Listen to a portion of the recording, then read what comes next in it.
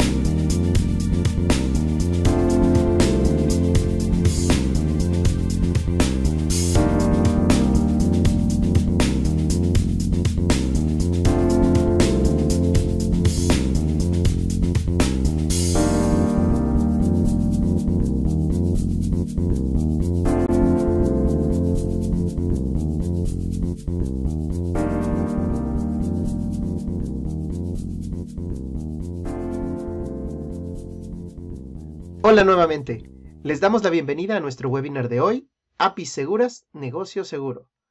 Hoy estaremos con ustedes, Óscar Sierra, nuestro director técnico para América Latina, y un servidor, Ricardo Medina, ESI regional basado en México. Antes de iniciar, recuerden que pueden hacernos preguntas a través de la herramienta en cualquier momento y al final del webinar vamos a entrar en vivo para responder las preguntas y para hacer una encuesta de cierre. También les recomendamos mucho que se suscriban a nuestro canal de YouTube en www.youtube.com/c/RadwareLatam. En ese canal van a encontrar videos de webinars anteriores, van a encontrar explicaciones de ataques, configuración de nuestras soluciones y otros videos que pueden ser muy interesantes para ustedes. Oscar, ¿por qué no nos cuentas la agenda de hoy? Gracias, Rick, y buenos días, buenas tardes, dependiendo de dónde se encuentren. Entonces, miren, la agenda de hoy, primero vamos a definir los ataques a la lógica de negocio API, vamos a definir el problema, luego lo vamos a correlacionar con una referencia, con el OWASP Top 10 de APIs. Seguido a esto, vamos a mostrarles cómo vamos a proteger o cuál es nuestra recomendación de protección contra este tipo de ataques. Primero, desde un punto de vista teórico y luego desde un punto de vista práctico. Rick nos ha preparado una demostración y luego vamos a nuestras conclusiones y encuestas de cierre. Bueno, sin más, empecemos con nuestra agenda para hoy. Empecemos con los ataques a la lógica de negocio. Gracias, Oscar. Y bueno, miren, para darles contexto al tema del día de hoy, déjenme explicarles unos cuantos ataques que han sucedido recientemente. El primero fue una brecha de seguridad en el sector postal, donde se robaron más de 60 millones de registros. Luego, una brecha en el sector salud. Una API expuso más de 59,000 registros a través de una vulnerabilidad en donde exponían un montón de información. También hubo fraude en el sector de e-commerce, donde había un problema en la lógica de negocio que utilizaban en los códigos de descuento y, bueno, permitía utilizar códigos de descuento expirados. Esto generó pérdidas financieras muy importantes. Finalmente, fraudes en temas de banca en línea, en donde el problema de la lógica de negocio estaba acá en la API, que nos permitía reiniciar contraseñas sin haber hecho autenticación previamente. En los ataques que mencionamos aquí no existe ningún payload malicioso. Todo el tráfico parecía legítimo. Oscar, ¿qué características tienen estos ataques entonces? Mira, Rick, como mencioné anteriormente, son difíciles de detectar. Los ataques utilizan funciones legítimas y esas funciones legítimas, o sea, lo cual quiere decir que no están utilizando ningún payload malicioso o sospechoso, no activan alertas de seguridad, no al menos las tradicionales. Eso hace que sean muy difíciles de identificar para los equipos de seguridad y bueno, eso representa todo un reto a nivel de detección y mitigación del ataque. Luego, como también en la definición les mencioné que los ataques lo que buscan es explotar las funciones o la operación que se supone debe proporcionar valor a los usuarios. Es una característica, es la característica básica. Y aquí estoy hablando, por ejemplo, del abuso de los descuentos, abuso de la manipulación de los procesos de transacción, de problemas en la autenticación de los usuarios. Eso es lo que los atacantes estudian muy bien, miran si hay alguna vulnerabilidad en ese proceso, en ese flujo, y tratan luego de explotar, de abusar de esa vulnerabilidad que explotaron. Pero de nuevo, no es una vulnerabilidad asociada a un payload malicioso, es una vulnerabilidad asociada a las funciones que de nuevo se supone deben proporcionar valor a los usuarios. Y habiendo dicho eso, son específicos del contexto, que es el tercer punto acá en el slide. ¿Qué quiere decir específicos al contexto? Que son únicos para cada aplicación. Cada aplicación tiene su forma específica de generar valor, ¿cierto? Su funcionalidad específica. Entonces, cada aplicación tendrá una lógica de negocio diferente. Y los atacantes hoy por hoy se toman el tiempo para estudiar esa lógica de negocio específica y ver si hay una vulnerabilidad que ellos puedan explotar. En otras palabras, lo que puede ser una vulnerabilidad en una aplicación puede no existir en otra. Imagínense el reto a nivel de seguridad ahí, ya no nos vale un parche o no sé, o arreglar algo en particular, pues porque es diferente para cada una de las aplicaciones. Eso significa ser específico al contexto. Y finalmente, como todo ataque, hay un potencial gigante, es decir, los daños pueden ser significativos. Estoy hablando de pérdidas financieras, que normalmente estos ataques están asociados a fraudes. Por supuesto, daños, perdón, a nivel de reputación y en los casos más críticos, incluso repercusiones legales. Entiendo, Oscar. Pero, ¿cómo puedo yo entonces mapear esto al OWASP Top 10 de API? Rick, déjame hacer eso a través de ejemplos, pero antes de entrar en materia y hacer la comparación específica, primero déjenme ponerme en los zapatos de un atacante. Déjenme explicarles el modelo del atacante. Entonces, lo primero que el atacante va a hacer es un reconocimiento de la aplicación. En este reconocimiento de la aplicación, el objetivo es descubrirla. Ustedes saben que cuando se habla de APIs, se habla de descubrir los endpoints. Ese proceso normalmente se hace con un método que se hace que se llama, perdón, enumeración de endpoints y regularmente es automático con herramientas de tipo fusers. Eso es lo que normalmente ocurre en el reconocimiento de la aplicación. Luego de que reconoce la aplicación y te descubre todos los endpoints, él va a hacer un acercamiento.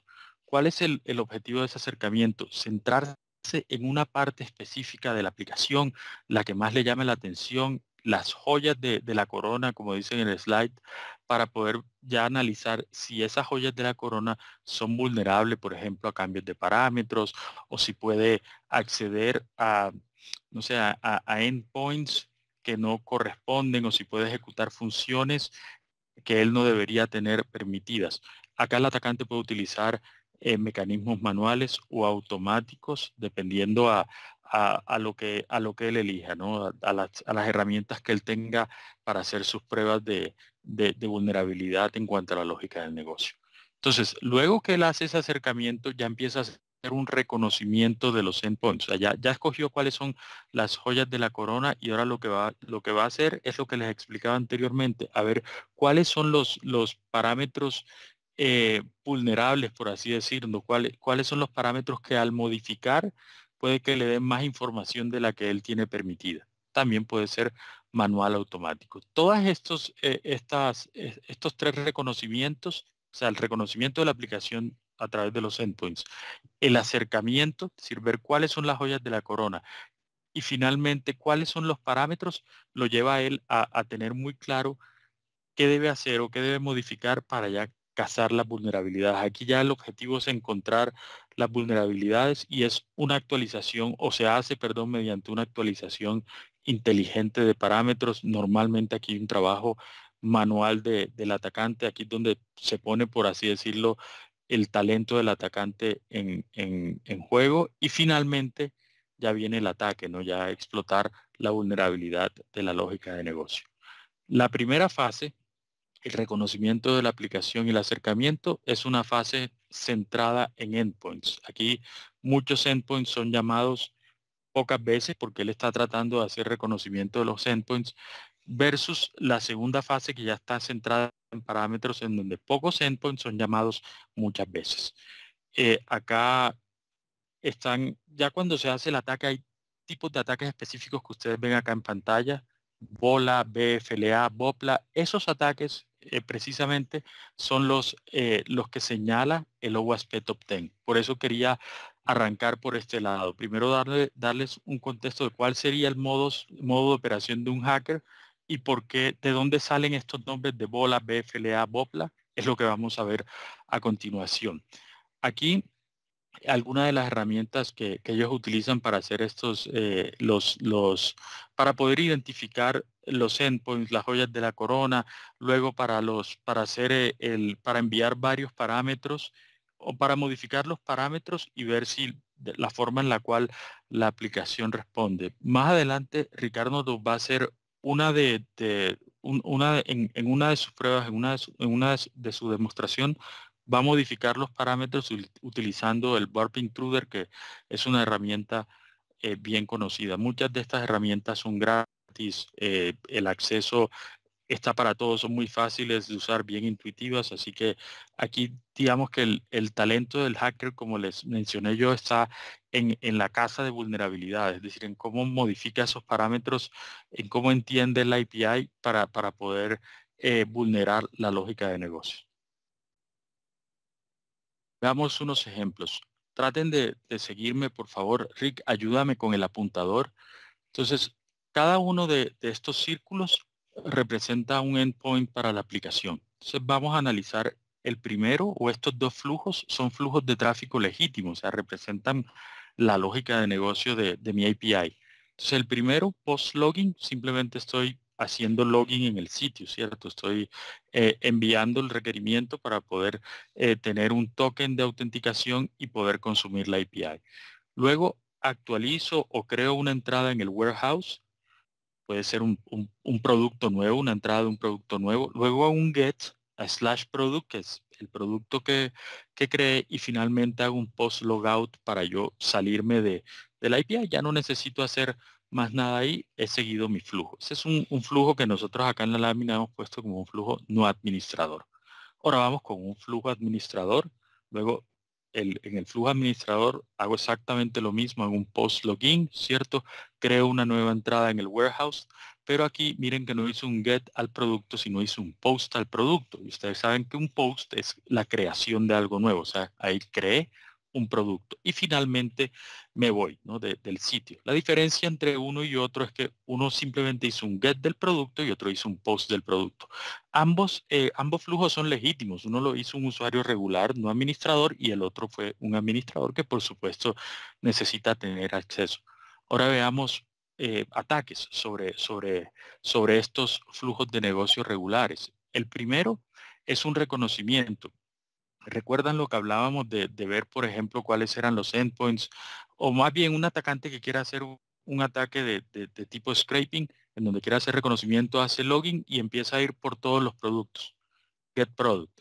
Una y otra y otra y otra vez hasta que tiene todos los productos que están listados en esa API. Es un ataque muy sencillo, pero como para ponernos en contexto, eso es lo que podría llegar a ser un ataque de este tipo, ¿no? Atentando contra la lógica de negocio del endpoint de Get Products y la abusa, ¿no? Empieza a tomar todos los productos de la API.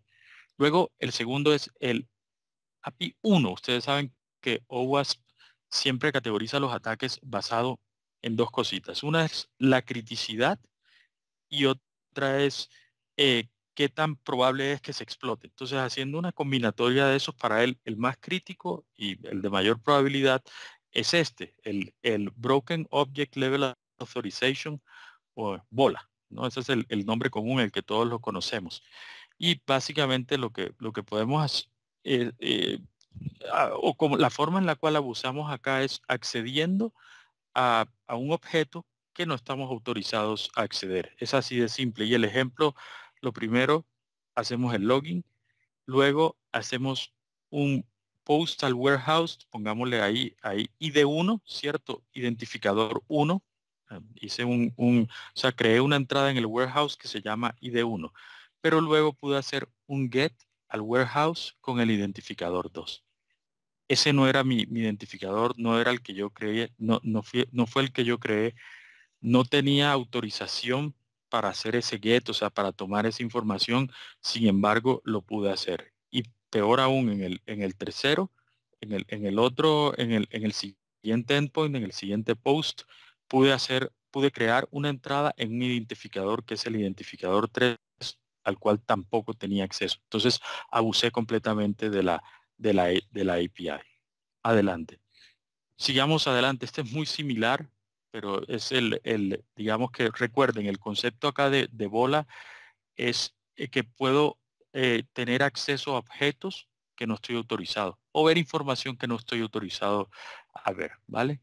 El API, el OWASP API 2 es el Broken Authentication. Aquí puedo acceder o hacer cositas dentro de la API sin ni siquiera estar logueado. Eso es un problema de autenticación.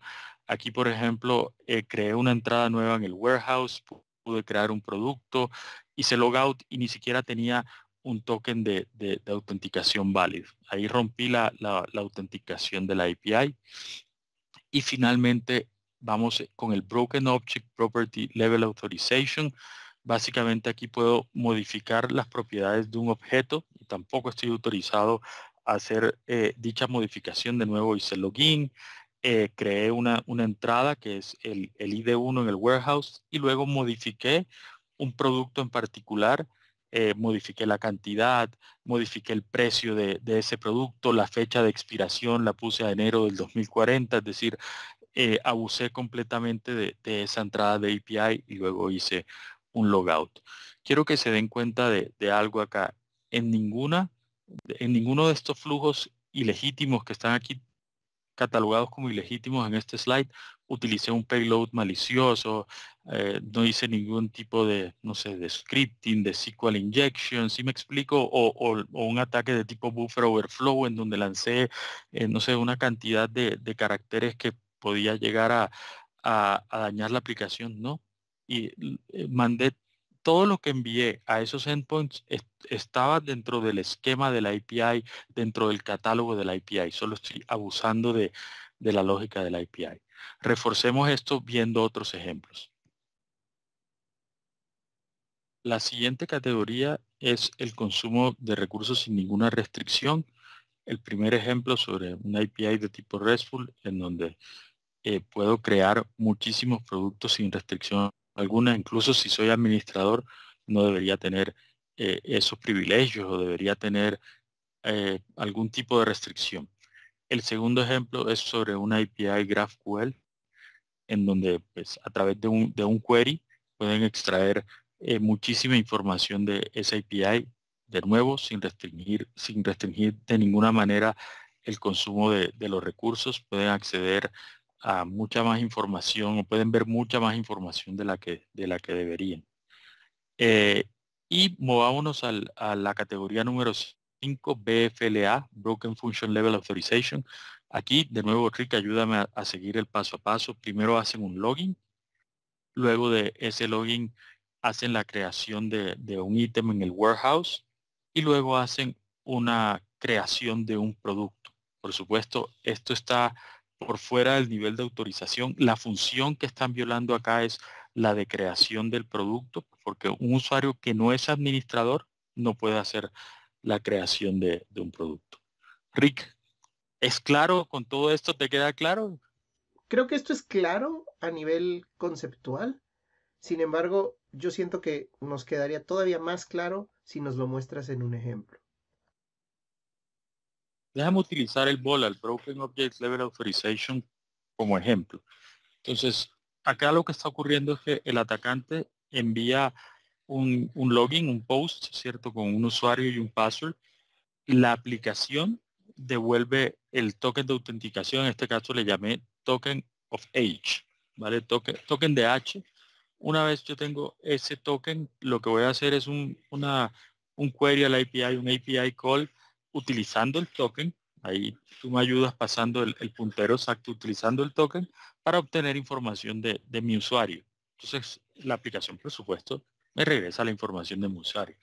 Pero ahora, que es donde viene el ataque, yo voy a pedir información de otro usuario, ¿cierto? Utilizando mi token. Es decir, ahí no es que haya cambiado el mecanismo de autorización. Sigo con mi token, pero ahora pedir información de otro usuario.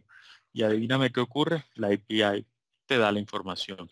Entonces, de aquí en más, ya ustedes entienden, yo podría automatizar este ataque para pedir información de otros usuarios y de esa forma, por ejemplo, robarme, no sé, 60 millones de registros como fue el ataque al sector postal. ¿Recuerdan el primero que les expliqué al inicio del webinar?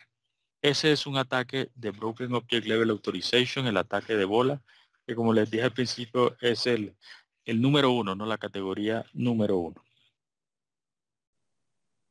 Entonces, para poder protegernos contra este tipo de ataques, los ataques de la lógica de negocio, necesitamos tener una protección que sea automática, que sea contextual, o sea, que tenga en cuenta a mi aplicación o la forma en la cual está diseñada mi aplicación y finalmente que sea una protección precisa. Entonces, para ello, el flujo que seguimos nosotros es, primero, a través del tráfico de producción, generamos un modelo de lógica de negocio, es decir, aprendemos de cada una de las aplicaciones. Con base en ese aprendizaje, creamos unas reglas y finalmente utilizamos las reglas de lógica de negocio que hemos creado para hacer detección y mitigación del ataque. Para explicar esto de una mejor manera, déjenme enseñarles directamente, o sea, con print screens de la aplicación, cómo funcionaría ese proceso. Entonces, empezando con el flujo de negocio habitual, ¿no? Es decir, este verde que vemos acá, el consumo legítimo de tráfico, todos mis endpoints aquí. Entonces, lo primero que hacemos es un aprendizaje continuo de esos flujos, de mis endpoints, de cómo se están consumiendo. O sea, basado en el tráfico legítimo y en el consumo, tengo un aprendizaje continuo. Luego de ese aprendizaje continuo está todo el proceso de creación de reglas. Aquí hay un ejemplo de cómo se ve la analítica de la lógica de negocio. Estas son unas reglas muy específicas que son reglas de secuencia. Y finalmente, cuando hay un ataque, o sea, cuando hay una violación, como en este caso un BOLA, un Broken Object Level Authorization, yo tengo que aplicar esas reglas, es decir, debo tener la capacidad de bloquear ese tráfico que está violando mi lógica de negocio. Ahora, para explicar esto con mucho más detalle, es tu momento, Rick. Vamos con la demo. Vamos. Entonces, lo primero que quiero hacer es explicarles un poco dónde se encuentra esta protección, no sin antes recordarles que este es un servicio que tiene múltiples capas de protección. Entonces, podemos proteger tanto para ataques en capa de red, como temas de protección DDoS, de web DDoS, protección de negación de servicio aplicativa, restricción geográfica, reputación IP y demás. También podemos proteger contra ataques de bots. También podemos hacer client-side protection del lado del cliente y específicamente las protecciones que tienen que ver con aplicaciones. En el caso de la demo, vamos a hablar muy puntualmente de la protección de APIs. Entonces, cuando nosotros protegemos APIs dentro de nuestro sistema, digamos que el enfoque es en dos capas. La primera capa, que quizá es la parte más superficial, viene con el tema de schema enforcement, es decir, de poder primero entender cuál es el catálogo de endpoints que existen para la aplicación y cuáles son los endpoints que se pueden utilizar. Entonces, con el schema enforcement, nosotros vamos a validar que vayan a un endpoint que exista y que se contengan los parámetros que se necesitan para hacer la llamada correcta a la API. Esto se puede hacer de dos formas distintas. Por un lado, se puede cargar el archivo de OpenAPI, que es lo que típicamente se hace, o si no, también se puede utilizar un API Discovery en el que automáticamente con el tráfico vamos a poder armar el mapa de endpoints que existen en nuestra API. Ahora, específicamente para el módulo de Business Logic, ¿sí? Lo importante es poder definir un actor, es decir, cómo nosotros vamos a hacerle seguimiento a las diferentes operaciones de mis diferentes usuarios, como yo identifico un usuario dentro de mi API. En este caso, por ejemplo, lo estoy haciendo con la IP origen y con el GD de autorización, pero pues les muestro que la verdad es que tenemos muchas combinaciones posibles que pueden utilizar, por ejemplo, JSession ID o el Session ID de ASP, etcétera, para poder hacerle tracking a ese comportamiento, ¿no? Entonces, lo primero que tenemos que demostrar es cómo vamos a hacer que el sistema aprenda. Y para ello vamos a lanzar tráfico legítimo. Tenemos aquí preparado, por ejemplo, un flujo de carrito abandonado. Es decir, no vamos a hacer ninguna acción de compra, simplemente un flujo válido en el cual hacemos login, después vemos los productos disponibles, agregamos un artículo al carrito, vemos o verificamos la canasta, actualizamos la cantidad de artículos en la canasta, borramos el artículo de la canasta y después hacemos un logout. Y esto lo estamos haciendo de manera constante con muchos usuarios para que podamos alimentar el sistema. Así que si yo me cambio aquí al sistema, vamos a ver qué es lo que ha aprendido. Tenemos diferentes tipos de reglas. Por ejemplo, tenemos reglas de tipo error rate, que tienen que ver con la tasa de errores que se encuentra de manera saludable cuando se ejecuta acciones sobre mi API. Y las más importantes, que son reglas de secuencia. Estas reglas de secuencia, por ejemplo, determinan cuál es, en base a un análisis estadístico, la probabilidad de que yo me mueva de un endpoint a otro. ¿En base a qué? En base al tráfico, ¿no? Entonces, por ejemplo, de esta manera nosotros podemos mapear precisamente todas las interacciones que estoy teniendo cuando estoy utilizando la API con este tráfico legítimo. Y aquí pueden ver, por ejemplo, los diferentes actores y las diferentes transacciones que se utilizaron para generar estas reglas. De pronto de esta forma no es tan fácil de entender, pero afortunadamente tenemos una analítica muy poderosa. Entonces, existen muchos módulos de analítica, pero específicamente para ver el tema de Business Logic, yo voy a seleccionar la aplicación y tenemos un mapa de secuencias. Este mapa es, como pueden ver, bastante simple, porque el flujo que estoy haciendo también es bastante simple. Sin embargo, van a ver que la lógica y la secuencia que se sigue es muy similar a lo que les acabo de explicar. Por ejemplo, yo hago una búsqueda de un producto y seguido de eso voy a hacer un post a los ítems de producto y después hago un REST a un basket ID. Una vez que tengo un REST a basket ID, pongo un artículo en la canasta y finalmente lo borro, que es precisamente la secuencia de carrito abandonado. En este caso, como pueden notar, tenemos un análisis de confianza que es alto y esto es determinado precisamente por el número de transacciones y por los diferentes actores que han hecho las transacciones a través del tiempo. Y esa es la forma en la que podemos mapear una secuencia de APIs. Perfecto. Entonces ahora vamos a probar una vulnerabilidad. Para eso voy a utilizar esta aplicación que se llama Juice y que simula ser una tienda en línea. En esta tienda en línea, por ejemplo, yo tengo artículos como jugo de manzana, jugo de plátano, jugo de zanahoria, que me van a servir para algunos ejemplos. Detrás de esta aplicación está corriendo llamadas de API que se encargan de manejar todas las llamadas hacia el back-end. Entonces, eso es precisamente lo que voy a explotar. Primero, déjenme mostrarles cómo me logueo con el usuario de Hernán, ¿sí? Y cuando yo entro con el usuario de Hernán, yo tengo la posibilidad de agregar artículos a una canasta de compras, que es la canasta que le pertenece a Hernán. Entonces, si yo veo o muestro mi carrito de compras, pueden darse cuenta que en mi carrito de compras existen jugos de manzana dentro de ese carrito de compras, ¿no? Entonces, ¿qué sucede si yo quiero hacer mal uso o abuso de la lógica del negocio? Voy a utilizar esta aplicación que se llama Burp Suite y esta aplicación tiene una herramienta que intercepta el tráfico, que funciona a base de proxy, ¿sí?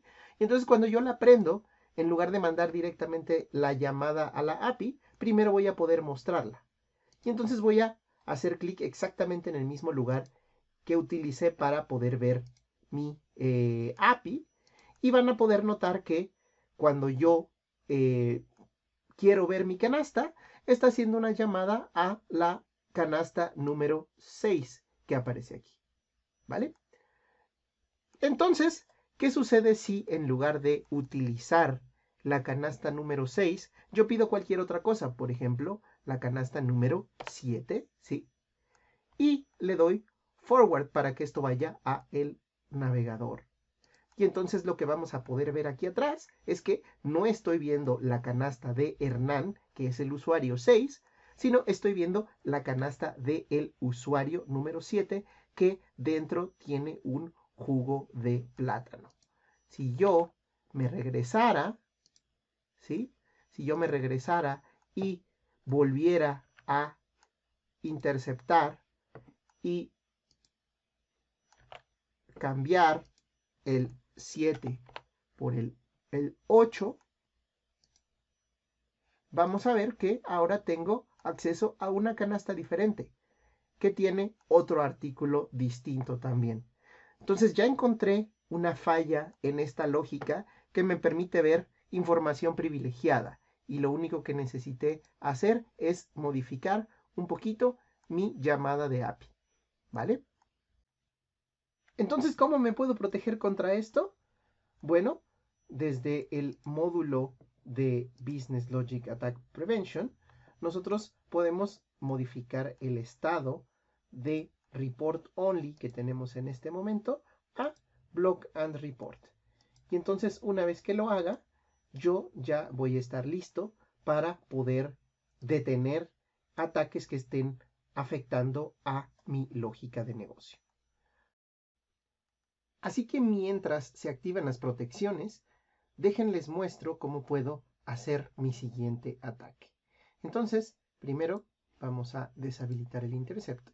Vamos a volver a la pantalla principal y vamos a nuevamente apoyarnos de la consulta hacia el carrito de compras que se encuentra aquí. Pero a diferencia de solamente modificarlo de manera manual, voy a utilizar una función en una herramienta que se llama Intruder. Entonces, cuando yo lo mando a Intruder, voy a poder parametrizar esa búsqueda, ¿sí? Y vamos a poder ponerle diferentes payloads, que es la forma en la que un atacante podría automatizar estas búsquedas. Entonces, aquí en el 6, donde está el identificador de mi carrito de compra, voy a poner diferentes payloads, por ejemplo, 6, 7, 8, 9, y voy a verificar que la protección ya esté activa. Y entonces aquí en la consola, cuando veo los logs, puedo notar que la protección de Business Logic ya se encuentra activa y ya puedo lanzar el ataque. Entonces, cuando vuelvo aquí a mi herramienta de ataque y lanzo el payload malicioso, efectivamente lo que podemos notar es que cuando yo recibo una respuesta, tengo un 403 que significa que está forbidden, o sea que ha sido bloqueado por nuestra herramienta de seguridad. ¿Qué vemos aquí en la consola? Si yo me voy a los eventos de seguridad, vamos a notar que en efecto existe un evento que dice API Sequence Violation, y si yo extiendo y les muestro precisamente los detalles, vamos a notar que estamos aumentando la sospecha cuando estamos haciendo llamadas recurrentes a un método getRestBasket, BasketID, que está cambiando, y en efecto esa es la razón por la que hemos sido bloqueados.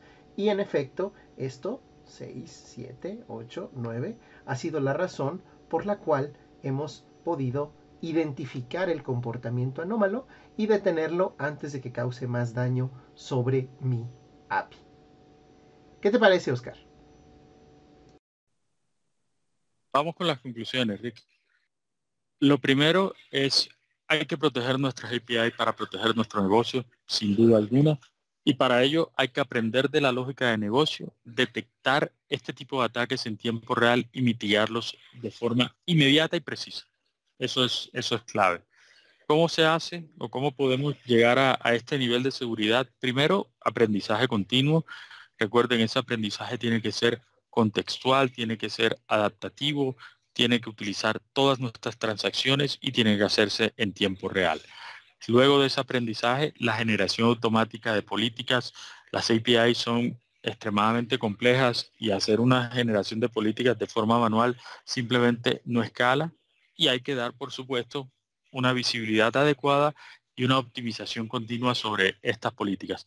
Y finalmente, ¿no? Si tenemos aprendizaje, si tenemos generación, hacer el enforcement, ¿no? Hacer la detección y la mitigación en tiempo real, ser muy precisos en el bloqueo, como nos mostró Rick en la demostración, no bloquear solo la IP, sino bloquear los actores maliciosos. De esta forma, nuestras APIs van a estar protegidas, nuestro negocio va a estar protegido. Si les parece, concluyamos, vamos a nuestra tradicional encuesta de cierre.